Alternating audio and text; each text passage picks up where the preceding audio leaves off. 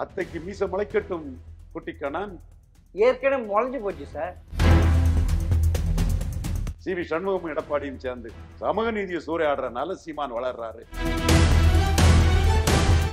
அதாவது நீங்க சொல்றது வந்து 5% ஆன்டி இன்கம்ஸ் இருந்தாலும் திமுக தான் ஜெயிக்கும்ன்றீங்க. இருக்குங்கிறதுக்கு என்னையா ஆதாரம் இருக்கு? என்னையா சும்மா இருக்குன்னு பேசிட்டு திரிய? 2024 இப்படித்தானே பேசிட்டு தெரிஞ்சீங்க. சரி, நோ டு ட்ரக் அண்ட் டிஎம்கேன்னு எங்கேயா எதிர்ப்பு இருந்து? சார், இப்ப திமுகக்கு எந்த நிலைமையில இருக்கு? ரிசல்ட் வந்தாதானே தெரியும். அவள நிலை எப்படி இருக்கு? நீ என்ன வேணாலும் பேசியா, நான் கேக்குறேன். நீ பேசியா, நீ பேசியா பேசியா பேசியா பேசியா நீ ஒண்ணு மாதிரிதான் நிறைய பேர் பேசுறாங்கயா. போன கலைஞரையும் புரட்சி தலைவரையும் வச்சு அரசியல் பேசாதையா. எப்பயாவது திமுக கூட்டணி இல்லாம ஜெயிச்சது அது வரலாற்று எப்ப அது கிடையாதுயா. அதனாலதான் ராஜாஜியை தப்பு பண்ணிட்டாரு நான் சொல்லிட்டு இருக்கிறேன். எங்க குட்டிக்கண்ணன் சொல்றாருங்க, நடு சாமத்துல ஏங்க சுடுகாட்டுக்கு ஸ்டாலின் போகணும்? சும்மா என்னத்தையும் பேசிட்டு இருக்கிறீங்களே.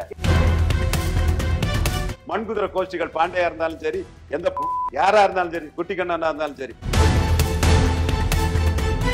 கமல்ஹாசனாவது 39 எம்பி கேண்டிடேட் போட்டுட்டாரு. 214 கேண்டிடேட் எங்க சார் போவீங்க? நீங்க தான் 10-15 கேண்டிடேட்டை விஜய்க்கு வாங்கி கொடுங்க சார். குடிகாரன் ஜெயலலிதா சொன்ன அடுத்த வார்த்தைக்கு ஊத்தி குடுத்தியான்னு கேட்டா சார். சுத்த வீரன் சார் விஜயகாந்த். விழுப்புரத்தில் கோயில்ல நுழைய முடியாத மௌனமா இருக்கிறார் சார். எடப்பாடி இதெல்லாம் பேசுறாரா? சீமான் பேசுறாரா? மனச்சாட்சியோட பேசணும். சும்மா பாண்டே மாதிரி பேசிட்டு தெரியக்கூடாது. பாண்டே மாதிரி மோசடியா பேசக்கூடாது. குட்டிக்கண்ணன், தினமணி வைத்தியநாதன், ரங்கராஜ் பாண்டே, குட்டிக்கண்ணெல்லாம் இப்படி போட்டு பிளேட போட்டு எதிர இருக்கவங்களை போட்டு கஷ்டப்பட்டு தான் இருக்க போறீங்க. சார், நீங்க சொல்ற அதே சதவீதம் நானும் ஓட்டு சதவீதம் தான் போட்டு கொடுக்குறேன். இப்ப வந்து திமுக அதிமுக எட்ஜி எடுக்குது இல்ல. அதான் உங்களை நான் பேட்டி கேட்க வந்திருக்கேன். ஆனா நீங்களே பேசிட்டு இருங்க.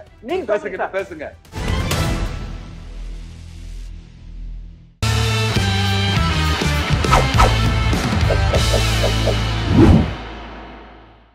ஜெம் டிவி நேயர்களுக்கு வணக்கம். சமீபத்தில் பீகாரில் நடந்த முடிந்த சட்டமன்ற தேர்தலில் பிரதிபலிப்பு தமிழகத்திலும் வெளிப்படுமா என்பதை அரசியல் ஆய்வாளர் ரவீந்தர் துரைசாமி அவர்களிடம் கேட்பவர். வணக்கம் சார். வணக்கம் குட்டிக்கண்ணன். சார், பீகார்ல பயங்கரமான வெற்றி பெற்றிருக்குது தேசிய ஜனநாயக கூட்டணி பாஜக. அந்த பாஜக தமிழகத்திலும் அரங்கேற்ற வாய்ப்பு இருக்கா? பீகார்ல தேசிய ஜனநாயக கூட்டணியின் வெற்றிக்கு முக்கிய காரணம் யாதவர் முஸ்லிம் அல்லாத பிற சமூகங்கள் முழுக்க தேசிய ஜனநாயக கூட்டணிக்கு மெஜாரிட்டி போட்டுட்டாங்க. இங்கேயும் வன்னியர் கொங்கு வேளாளர் அல்லாத பிற சமூகங்கள் வாக்குல அதிமுக மிக மோசமான வாக்களை தான் எடுக்க முடியும். ஆக அங்க தேஜஸ்வி யாதவுக்கு முஸ்லிம் யாதவ் மாதிரி இங்க எடப்பாடி பழனிசாமிக்கு 10.5 வன்னியர்களின் பெருந்தலைவர் எடப்பாடி பழனிசாமி, வெள்ளாள கவுண்டர் சமுதாயத்தில் பிறந்தவர் எடப்பாடி பழனிசாமிங்கிறதுல மீண்டும் எடப்பாடி பழனிசாமி ஆட்சிக்கு வந்தா அது வன்னியர்கள் ஆதிக்கமும் வெள்ளாள கவுண்டர் ஆதிக்கமும் தான் இருக்குங்கிற உணர்வு தமிழகம் முழுவதும் பாசிட்டிவ் சோசியல் ஜஸ்டிஸ் பேசக்கூடிய எங்களை சார்ந்த ஜாதிகள் அனைத்தினர் மத்தியிலையும் தெளிவா இருக்குது. குறிப்பா பிராமணர்கள் மத்தியிலே இருக்கு சார். ஆனா அதே தென் தமிழகத்தில் முக்குளத்தோர் தேவர் அவங்கள ஓட்ட இனி எப்படி பீகார்ல கூட்டணியை கட்டமைச்சாங்க பாஜக, அதே மாதிரி ஓபிஎஸ்ஸையும் டிடிவியையும் செங்கோட்டனையும் சசிகலாவை கொண்டு வந்து தென் தமிழகத்தில் மிகப்பெரிய வெற்றி பெற வாய்ப்பு இருக்குல்ல. அத்தைக்கு மீச முளைக்கட்டும் குட்டிக்கண்ணன். ஏற்கனவே முளைஞ்சு போச்சு சார். முளைக்கல. ஜெயலலிதா பிறகு காட்டியிருக்காங்க சார். அப்ப டிடிவி தினகரன் இல்ல சார். நீங்க நினைக்கிற மாதிரி 2019 2021 டிடிவி தினகரன் பெற்ற வாக்கு சதவீதம் இந்த வாட்டி பெற வாய்ப்பு இல்லை சார். ஜெயலலிதா காஸ்ட் நியூட்ரல், பிராமணர்களுக்கு இங்க எதிர்ப்பு கிடையாது. இவரு ஜாதிவாரி கணக்கெடுப்பு நடத்தாம 10.5 கொடுத்தது தவறு, அதை ஸ்டாலின் என்டால்ஸ் பண்ணது தவறுன்னு பாதிக்கப்பட்ட ஜாதிகளுக்காக வண்ணார், நாவிதர், குயவர், போயர், ஒட்டர், வேட்டுவ கவுண்டர், ஊராளி கவுண்டர், தொட்டிய நாயக்கர், மருத்துவர், மங்களா, முக்குவர், பரதவராஜகுல, மீனவர், ஆண்டிப்பண்டம், ஜங்கம், யோகீஸ்வரர், குறும்ப கவுண்டர்னு, வலையர், புதுக்கோட்டை சேர்வன்னு அத்தனை சமூகங்களுக்காம் சீமான் பேசுறாரு. ஜெயலலிதா உயிரோடு இருக்கும்போது சீமான் ஒரு விழுக்காடு வாக்கு தான் எடுத்தாரு. இன்னைக்கு எடப்பாடி பழனிசாமி சமூக நீதியை சூறையாடுறதுனால, சி.வி. சண்முகமும் எடப்பாடியும் சேர்ந்து சமூக நீதியை சூறையாடுறதுனால சீமான் வளர்றாரு. மீண்டும் சீமான் ஒரு பெரிய வளர்ச்சியை எடப்பாடியின் பலகீனத்தால பெறுவார். சார், அதாவது 2021 பாஜக விட்டு கொடுத்தது மாதிரி 2027 விட்டு கொடுக்காது. அமித்ஷா அப்படி கிடையாது. இங்க எப்படியாவது திமுக ஆட்சியை கீழே இறக்கணும்ட்டு கங்கணம் கட்டிட்டு இருக்காரு சார் மோடியும் அமித்ஷாவும். தவறில்ல, அரசியல்ல அவங்க காங்கிரஸ் கூட இருக்கக்கூடிய திமுகவை இறக்கணும்னு கங்கணம் கட்டிட்டு இருக்கு, தவறில்லை. அவங்க அதற்கான முயற்சியில் ஈடுபடுறது நியாயம்தான்.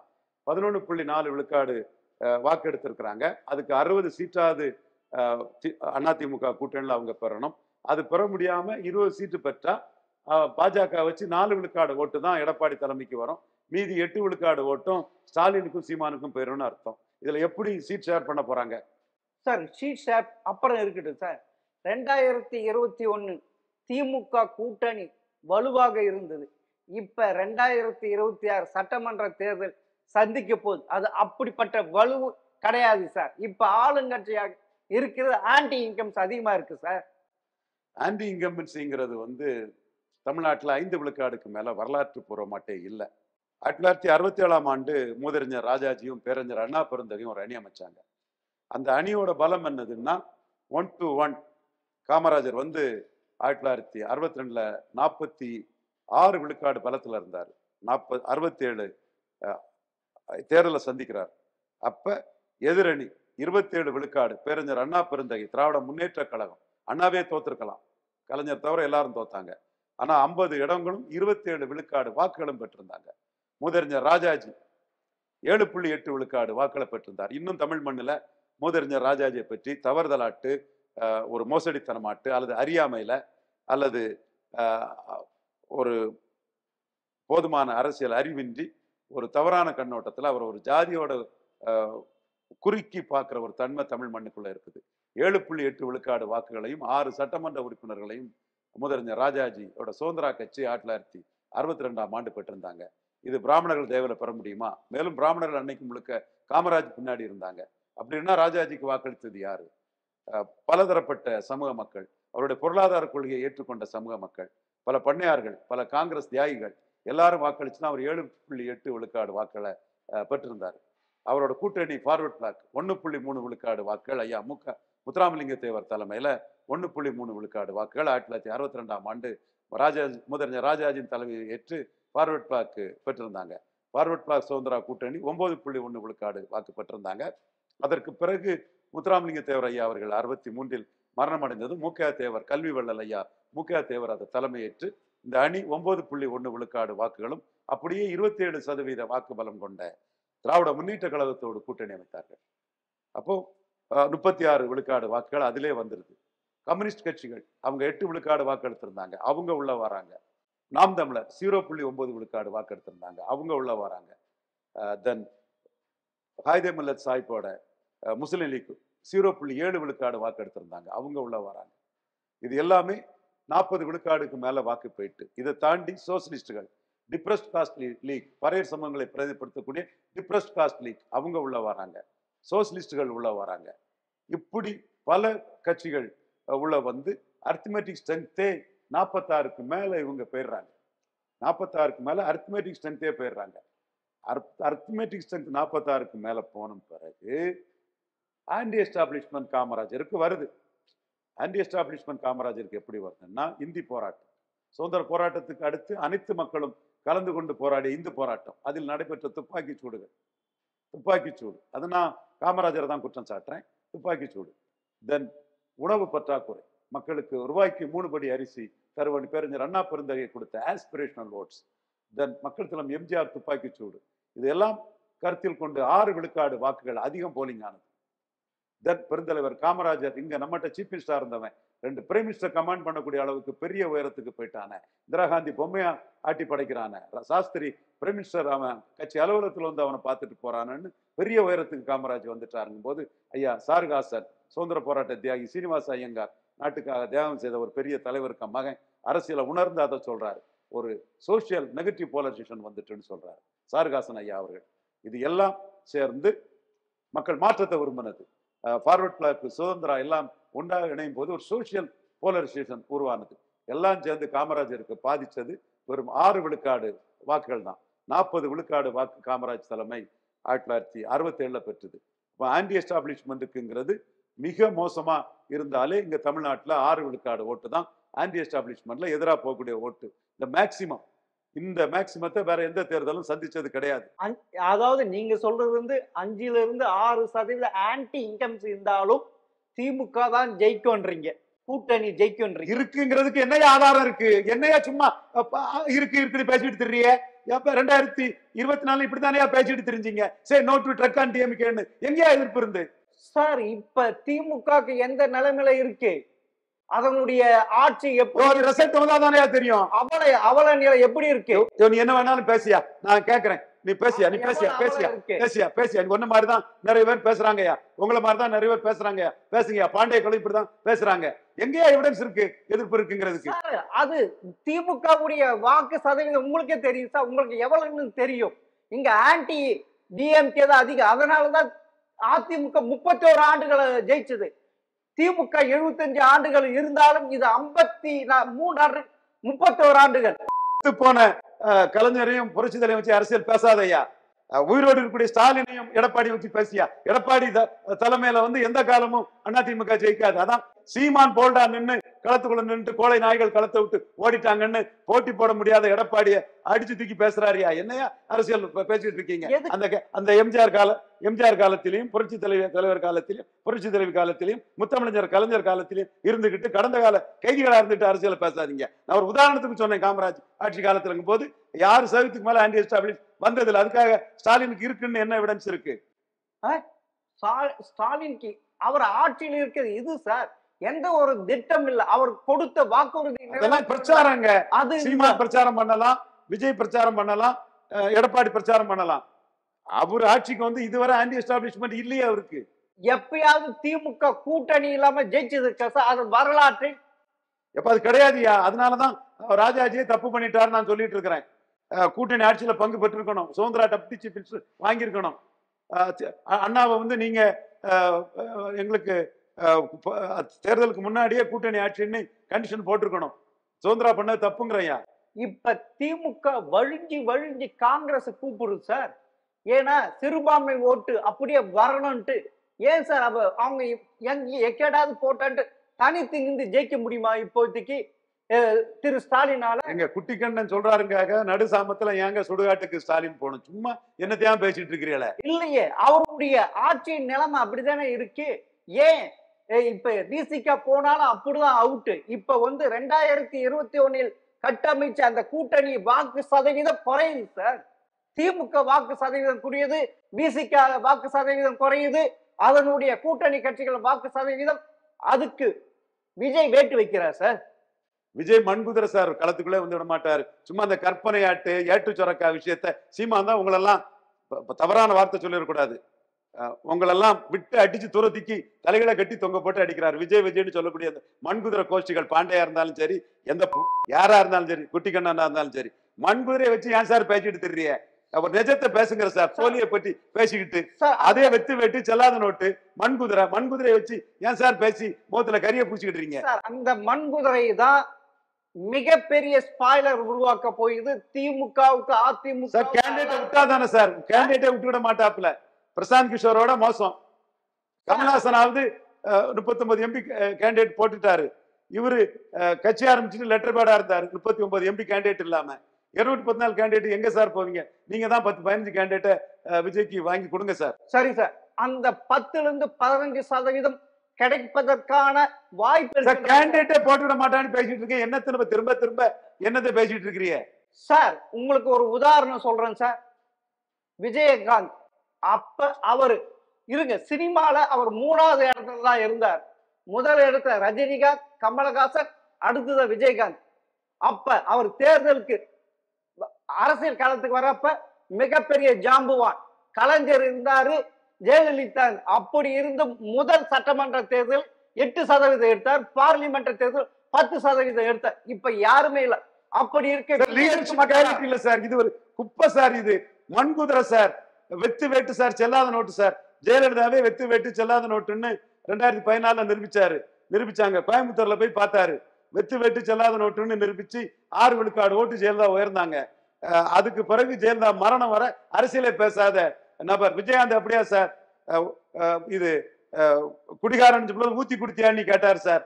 குடிகாரன் ஜெயலலிதா சொன்ன அடுத்த வார்த்தைக்கு ஊத்தி குடுத்தியான்னு கேட்டா சார். சுத்த வீரன் சார் விஜயகாந்த், சுத்த வீரன், போல்டு. அவனுக்கு ஓட்டு கிடைச்சி சார். ஃபார்ச்சூன் ஃபேவர்ஸ் தி பிரேவ் சார். ஜெயலலிதா வீரப்பன் கொள்ளக்காரன்னா கருணாநிதிக்கும் ஜெயலலிதாவுக்கு என்ன பேருன்னு சீமான் கேட்கிறார் சார். Brave leader sir. கடற்கரை அளவு கெடுக்கக்கூடிய சமாதிகள் எல்லாம் தூக்கி தூரத்துக்கு போடுன்னு மாஸ் லீடர் எம்ஜிஆரையும் ஜெயலலிதாவையும் சமாதியை தூக்கி தூரத்துக்கு போட்டுன்னு அடிக்கிறார் சார். அவர் லீடர் சார். நீங்க கோலத்தனமா விக்கிரவாண்டியில பல்ப் வாங்கின மண்குதிரையை பற்றி பேசிட்டு இருக்கீங்க சார். குட்டிக்கண்ணனுக்கு புரிதல் வேணும். என் நண்பர், நீங்க உங்களை நான் மதிக்கிறேன். நீங்க இன்னோசன்ட் பர்சன் எனக்கு தெரியும். I respect you. பட் நீங்க விஷயங்களை புரிஞ்சுட்டு பேசணும் குட்டிக்கண்ணன். பழைய அரசியல் கணக்குகள் எல்லாம் போட்டுதான் சார் இது சொல்றேன். விஜய் இப்படிப்பட்ட, ஏன்னா இப்ப அவர் தான் டாப் சார். அவரு இதுதான் சினிமால அவர் தான் பெரிய ஸ்டார் சார். அது 1000 இந்த மாதிரி இப்ப பேசணுங்கிறக்காக தான் ஜான அரிக்கசாமிக்கு 10 கோடியை கொடுத்து விளம்பரப்படுத்திட்டு இருக்கிறாரு. அது ஒரு விளம்பர பிரியர் சார். அவரு எங்க சார் ஒரு மக்கள் சக்தி நிரூபிச்சிருக்கிறாரு. 2024 எலெக்ஷன் ரிப்போர்ட்டை பாருங்க சார். சீமான் 8.2 இன்னைக்கு பிரேமலதா அம்மையார் அடிச்சு தூக்கி துரத்தி போட்டுட்டாங்க. விஜயகாந்த் நிரூபிச்சவர், விஜய் நிரூபிக்காதவரும் நீங்க அவங்க பேசிட்டாங்க சார். இப்ப காளான் புட்டிசல் ஏட்டு சுரக்கான்னு சீமான் அடுத்து பிரேமலதா விஜயகாந்த் அம்மையார் 2.6 எடுத்தவங்களே விஜய் நத்திங்கன்னு பேசுறாரு சார். நிரூபிச்சுட்டு பேசுங்க சார் விஜய. சரி சார், சரி. ஆனா திமுக கூட்டணி இன்னும் அதிமுக சிறந்து போயிருக்கு, தான் ஆட்சிக்கு வரும்ட்டு நடத்திட்டு இருக்கு. ஆனா இப்ப பாஜக மிகப்பெரிய தீவிரமா களம் ஆடிட்டு இருக்கு. 60 சீட் வாங்கிடுவாங்களா? 60 சீட் வாங்கிடுவாங்களா? யாரு சார்? 60 சீட் வாங்கிடுவாங்களா? ரெட்டை அது சீட்டு நீங்க உங்களுடைய கணக்கு 2ல் 1ன்னு சொல்லுவீங்க பாஜக. ஏன்னா அவங்க வாங்கி இருக்கிறது 19%, 17. அதை வச்சு நீங்க சொல்லுவீங்க 2ல் 1 அண்ணாமலை இருந்தா வாங்குவான்ட்டு. அப்படி கொடுத்துருவாங்க திமுக, சாரி அதிமுக. கொடுக்கலன்னா பாஜகவுக்கு செல்வாக்கு இல்ல. அந்த ஓட்டெல்லாம் இந்த நாடார் ஓட்டெல்லாம் சீமானுக்கு போயிடும். தேவேந்திர குல வேளாளர் ஓட்டெல்லாம் சீமானுக்கு போயிடும். முக்குலத்தோர் ஓட்டெல்லாம் சீமானுக்கும் ஸ்டாலினுக்கும் போயிடும்னு ஓட்டு வராது. அதனால 20 சீட்டு வாங்கிக்க, 20 சீட்டு வாங்கிக்கன்னு பாஜக குறைச்சி மதிப்பிடாத அர்த்தம். பாண்டேக்கு இது புரியல. பாண்டேக்கு அறிவுக்கு இவ்வளவுதான். அப்படி இருக்கிறப்ப அமித்ஷா எந்த கணக்குல சொன்னார் சார்? எங்களது 18%, உங்களது 20%, கூட்டினா 39% சொன்னாரு. எப்படி சார்?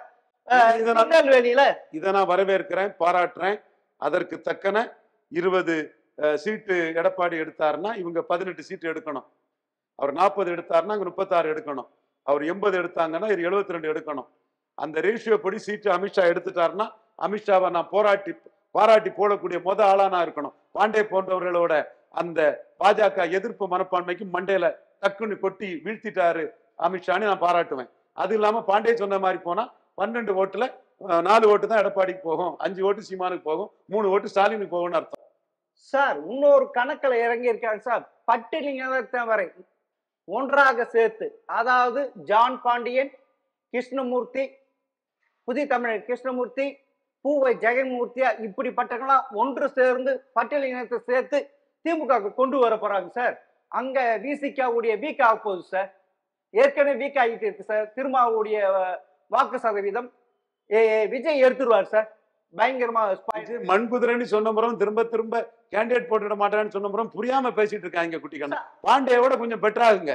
இல்ல, அதே திருமாவுதான் தன்னுடைய கட்சி மாநாட்டில் நீங்கள் நடிகர் பின்னாடி போவீங்க, போகக்கூடாதுன்னு ஏன் சார் சொன்னாரு? அப்படி பயந்து நம்ம சொல்லி இருக்காரு. சரி, பயந்து போயிட்டாரு. இப்ப எனக்கு என்ன அதுல? இல்ல, நீங்க சொல்றது இல்ல, அவர் பயந்துட்டு. சரி, பயந்து போய் அரசியல் பண்றாரு. அதுக்கு என்ன இப்போ? ஏன்னா ஏற்கனவே பட்டியலினத்தை திருமா மேல அவ்வளவு கொதிப்புல இருந்திருக்காங்க சார். வேங்கவையில், கள்ளக்குறிச்சி, கவின் படுகொலை, இப்படி பல விழுப்புரத்தில் கோயில்ல நுழைய முடியாத மௌனமா இருக்கிறார் சார். எடப்பாடி இதெல்லாம் பேசுறாரா, சீமான் பேசுறாரா? மனச்சாட்சியோட பேசணும். சும்மா பாண்டே மாதிரி பேசிட்டு தெரியக்கூடாது. பாண்டே மாதிரி மோசடியா பேசக்கூடாது குட்டி கண்ணன். இதெல்லாம் சீமான் பேசுறாரா, எடப்பாடி பேசுறாரா? இதை ஏன் பாண்டே சொல்ல மாட்டாரு? பாண்டேக்கு வியாபாரம் இருக்கு, உங்களுக்கு வியாபாரம் இல்ல. நேர்மையான நீங்க இதை ஏன் ஒத்துக்கிட மறுக்கிறீங்க? நீங்க சொன்ன விஷயம் எல்லாம் உண்மைதான் சார். இதை எடப்பாடி பேசினாரா, சீமான் பேசினாரா? பட்டியல மக்கள் எல்லாம் ஏமாளி இழிச்சவாரு நினைக்கிறீங்களா? சீமான் தானே இதை பேசுறாரு. கவின் கொலையை சீமான் தானே பேசுறாரு. எடப்பாடி எங்க பேசினாரு? மேல்வாதி மங்கலம் ஆலய நுழைவு சீமான் தானே நானே நுழைவுன்னு சொன்னாரு. எடப்பாடி எங்க பேசினாரு?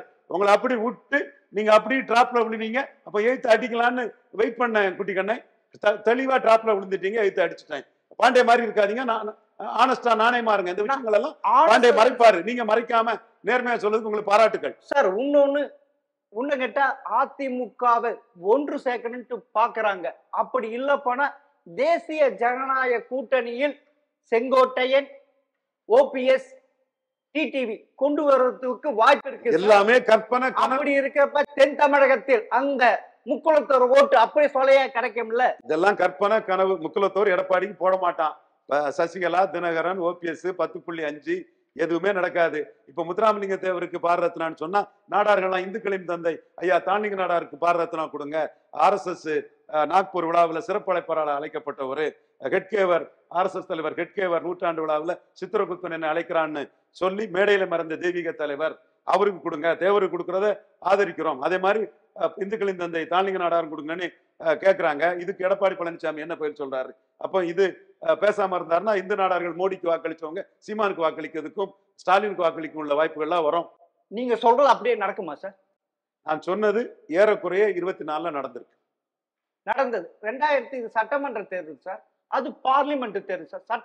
தமிழகம் பொறுத்த வரைக்கும் பார்லிமெண்ட் தேர்தல் வேற, சட்டமன்ற தேர்தல் ரெண்டுமே வித்தியாசம் பார்ப்பாங்க தமிழக மக்கள். உங்களுக்கு நல்லா தெரியும், நீங்க அரசியல் ஆய்வாளர். அப்படின்னா 38 விழுக்காடு சேலத்துல விழுந்த ரெட்டலைக்கு 8 விழுக்காடு என் திருநெல்வேலியில கிடைச்சது. எம்ஜிஆருக்கும் ஜெயலலிதாவுக்கும் அப்படியா கிடைச்சது சார்? அந்த முக்குளத்தோர் வாக்கு இல்லாத கிடைக்காம போச்சு சார். ஏன் கிடைக்காம போச்சு? ஏன்னா டிடிவி பிரிச்சுட்டார் சார். சசிகலா இல்ல சார். அது மெயின் ஃபேக்டர் சார். ஏறக்குறைய 2021 சட்டமன்ற தேர்தல் 30 தொகுதி ஸ்பாயில் பண்ணார் சார் டிடிவி. அந்த முக்குளத்தோர் வாக்கு இப்ப அது மாதிரி இல்லையே. அப்ப நீங்க சட்டமன்றம் வேற பாராளுமன்றம் வேறன்னு சொல்றதை விடுங்க. வன்னியர்களின் பெருந்தலைவரா ஐயா எடப்பாடி பழனிசாமி ஆயிட்டாரு. நான் மறுக்கல. வன்னியர்கள் செல்வாக்க பாமகவே இழந்திருக்குது. ஐயா சேலத்துல 38 விழுக்காடு வந்துட்டாரு. சிதம்பரத்துல 36 வந்துட்டாரு. விழுப்புரத்துல 36 வந்துட்டாரு. கள்ளக்குறிச்சி நாமக்கல்ல 40 வந்துட்டாரு. ரவீந்திரன் டேட்டாவோட தான் பேசுவான், உண்மையை தான் பேசுவான். ஸ்டாலினுக்கு வன்னியர் மத்தியில எடப்பாடிக்கு செல்வாக்கு கிடையாது. எடப்பாடி வன்னியர் மத்தியில எடுத்த செல்வாக்க எந்த ஒரு தலைவரும் வரலாற்றுல எடுக்காத அளவுக்கு வன்னியர்களின் பெருந்தலைவரா எடப்பாடி பழனிசாமி உருவாயிட்டாரு.